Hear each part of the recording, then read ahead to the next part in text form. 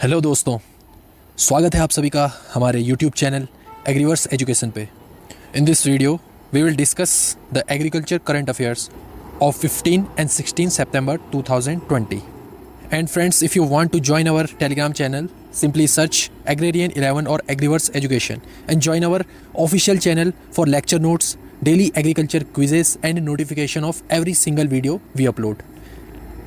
The first headline is India is going to set its national butterfly.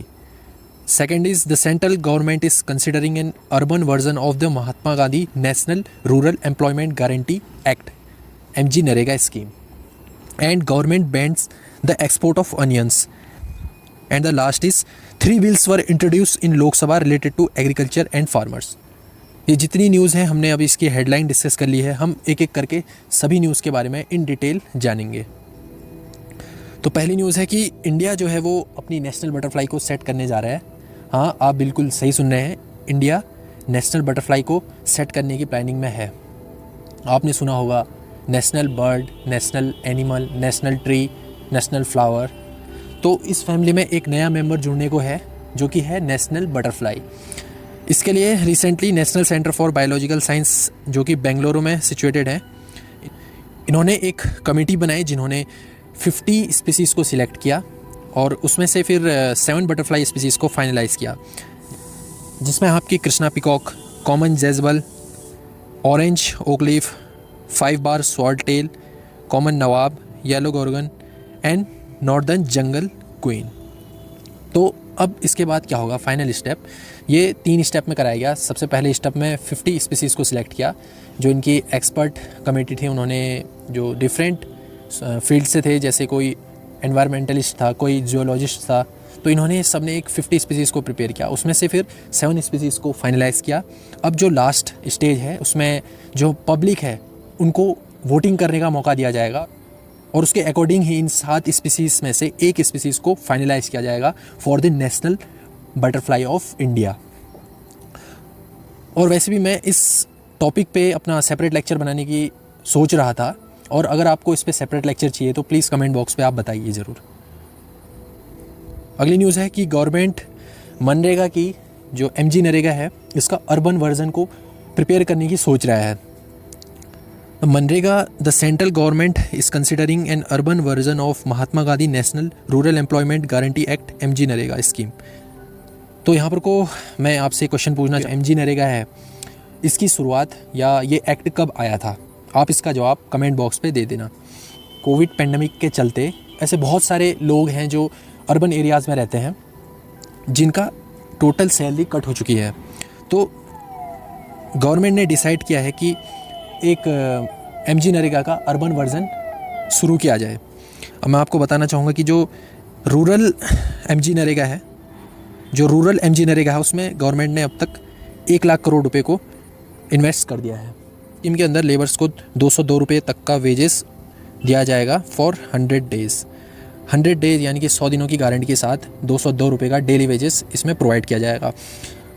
And according to a data of Centre for Monitoring Indian Economic private, इनके अनुसार 121 million peoples अप्रैल के महीने में unemployment में push हो गए थे, जो कि अब तक का सबसे रिकॉर्ड है 23% अनएम्प्लॉयमेंट। ये ब्लूमबर्ग का एक डाटा है जिसमें रूरल सेक्टर जो कि हमारा MGNREGA है उसमें रूरल सेक्टर में कितना इन्वेस्टमेंट किया है उसको इस डाटा में दिखाया गया है। हमने फिस्कल ईयर 17 में देखें अगर यहाँ पर को, तो यहाँ पर को अराउंड था हमारा 400 बिलियन रुपीज़, जो कि अब फिस्कल ईयर 2021 में होने जा रहा है हमारा 1200 बिलियन रुपीज़, जो कि अभी तक का सबसे हाईएस्ट इन्वेस्टमेंट मारा जा रहा है हमारा रूरल मनरेगा स्कीम में। अगली जो न्यूज़ है कि गवर्नमेंट ने डिसाइड किया है कि जो हमारे ऑनियन के एक्सपोर्ट है उसको अभी के लिए बैन कर दिया जाएगा, चाहे वो कोई भी वैरायटी हो, उसको अभी करेंटली बैन कर दिया है। अगर हम देखें फिस्कल ईयर 20 में, तो इंडिया ने लगभग $328 million fresh onions and 112.3 million dollars in dried onion इसको एक्सपोर्ट किया था इन फिस्कल ईयर 2020 में। तो यहाँ पर ऐसी ज़रूरत क्यों पड़ी? ऑनियन का जो प्राइस है करेंटली चल रहा है 40 रुपीज़ पर केजी, और होलसेल और जो रिटेल प्राइस है ये 35% to 50% डाउन हो चुके हैं।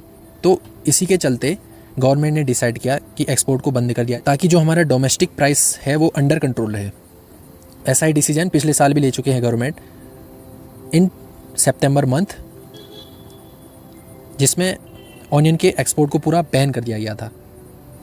बैन करने के पीछे गवर्नमेंट का यही कारण नहीं कि डोमेस्टिक प्राइस को कंट्रोल करना। अब आते हैं हम आज की सबसे मोस्ट इम्पोर्टेंट एग्रीकल्चरल न्यूज़ के बारे में। जैसा कि आप सबको पता ही होगा कि गवर्नमेंट ने 3 बिल्स इंट्रोड्यूस किए related to agriculture and farmers. जो बिल इंट्रोड्यूस किए गए हाल ही में लोकसभा में, इसके जो ऑर्डिनेंस थे 5 जून 2020 को पेश कर दिए गए थे। अब जान लेते हैं ये बिल है क्या। पहला जो बिल है the farmers produce trade and commerce promotion and facilitation bill 2020। इसके अंतर्गत क्या है, यहाँ पर को गवर्नमेंट ने एक फार्मर को और ट्रेडर को फ्रीडम प्रोवाइड करने की सोची है ताकि वो फ्रीली सेल और परचेज़ कर पाए फार्मर के प्रोड्यूस को। अगला जो बिल है the farmers empowerment and protection agreement of price assurance and farm service bill 2020। इस दूसरे बिल में बात की गई है फार्मर के एम्पावरमेंट के बारे में, यानी कि जो फार्मर फ्रीली सेल कर पाए अपना produce with appropriate price. Last जो बिल है हमारा the essential commodities amendment bill 2020। Essential commodity act जो था हमारा 1955 को, उसको अमेंडमेंट करने की यहाँ पर को बात की गई है to remove commodities like cereals, pulses, oilseed, edible oils, onion and potatoes from the list of essential commodities. Well, यहाँ पर को गवर्नमेंट का क्या कहना है? गवर्नमेंट का कहना है कि हमारे पास वेयर हाउस की शॉर्टेज है, जिसके चलते यहाँ पर को हम प्राइवेट सेक्टर को एंट्री दे रहे हैं for the stock of serial, pulses, oilseed and edible oils. देखो ये तो हमने खाली जनरल देखा, अब हम देखेंगे इन डेप्थ एक एक बिल के बारे में। अब देखिए यहाँ किसानों का क्या कहना है। किसानों का कहना है कि जो ये ऑर्डिनेंस है इसकी आड़ में एमएसपी के जो रिजाइम है उसको डिसकंटिन्यू करने में लगी हुई है सरकार, और इसके चलते, इस ऑर्डिनेंस के चलते किसानों ने हाल ही में प्रोटेस्ट भी किया था। भारतीय किसान यूनियन जो कि एक बहुत बड़ा संगठन है किसान का, इन्होंने हाल ही में प्रोटेस्ट किया था इस ऑर्डिनेंस के खिलाफ। अब एसेंशियल कम्युनिटीज़ एक्ट जो 1955 है इसको अमेंडमेंट कर दिया है यहाँ पर को 2020 के बिल में। इसमें क्या है, D regulation of serial, pulses, edible oils and sugars. तो गवर्नमेंट का क्या कहना है कि यहाँ पर को इसका कोई स्टोरेज नहीं किया जाएगा बाय द गवर्नमेंट। जो इससे पहले क्या होता था, जो एपीएमसी मंडीज़ होती थी वो फार्मर से उसका प्रोड्यूस लेती थी with reasonable price according to the MSP decided by government. अब गवर्नमेंट कह रही है कि यहाँ पर को इसका स्टोरेज नहीं किया जाएगा। यहाँ पर को फार्मर का जो आर्गूमेंट है, फार्मर का ये कहना है कि अगर गवर्नमेंट इसको स्टोरेज नहीं करेगी तो फार्मर से एमएसपी में भी नहीं खरीदेंगे।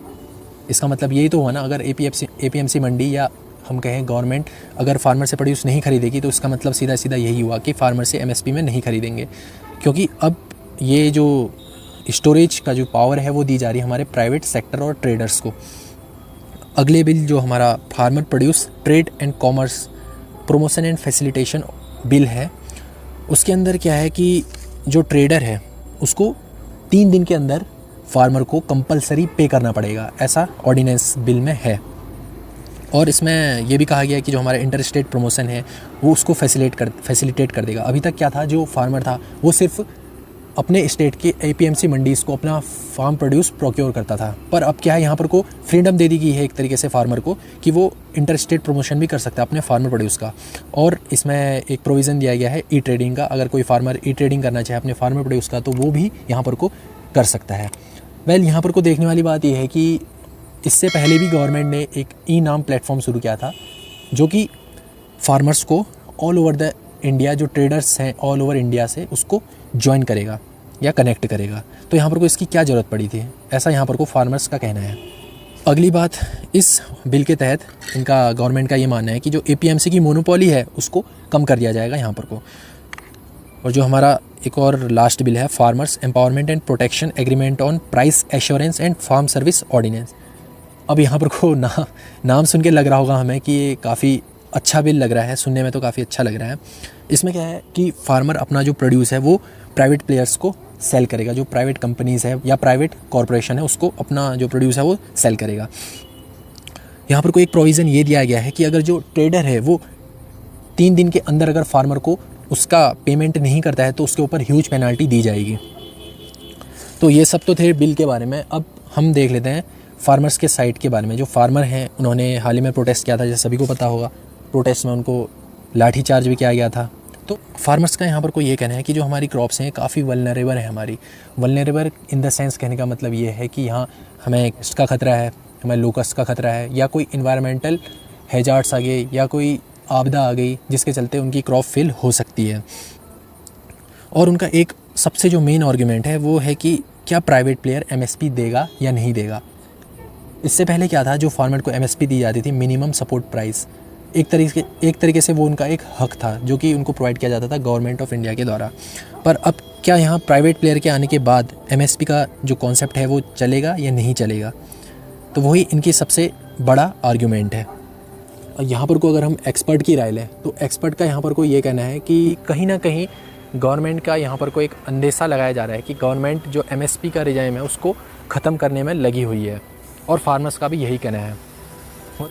और कहीं ना कहीं इस बिल के कुछ ना कुछ लिमिटेशंस तो हैं। अगर हम देखें, अगर प्राइवेट प्लेयर यहाँ पर को इन्वॉल्व हो रहा है for the storage of crops और cereal crops, oilseed crops and various other crops, तो यहाँ पर को क्या हो सकता है, जो हमारे प्राइवेट प्लेयर्स या कॉरपोरेशन है वो एक आर्टिफिशियल शॉर्टेज क्रिएट कर सकता है। आर्टिफिशियल शॉर्टेज कहने का मतलब ये कि जानबूझकर ये मार्केट में ऐसा कर दें कि इनके पास स्टॉक तो है पर ये ऐसा दिखाएं कि हमारे पास स्टॉक नहीं है। इससे क्या होगा, इससे जो मार्केट में प्राइस है उसमें फ्लक्चुएशन आएगा, कंज्यूमर इससे बहुत ज़्यादा इफेक्ट हो जाएंगे, और हमारे जो प्रोड्यूसर हैं, जो हमारे फार्म प्रोड्यूसर हैं, उन पर भी कहीं ना कहीं कुछ ना कुछ इफेक्ट इससे ज़रूर पड़ेगा।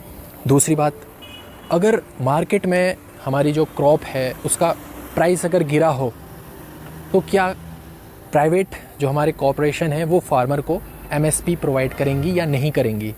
ये सबसे बड़ा सवाल यहाँ पर को उठता है कि फार्मर को उसका एमएसपी मिलेगा या नहीं मिलेगा। तो गाइज़, आज के वीडियो में बस इतना ही। आशा करता हूँ आपको हमारे वीडियो से कुछ नया सीखने को मिला होगा। अभी के लिए tata, bye bye and take care.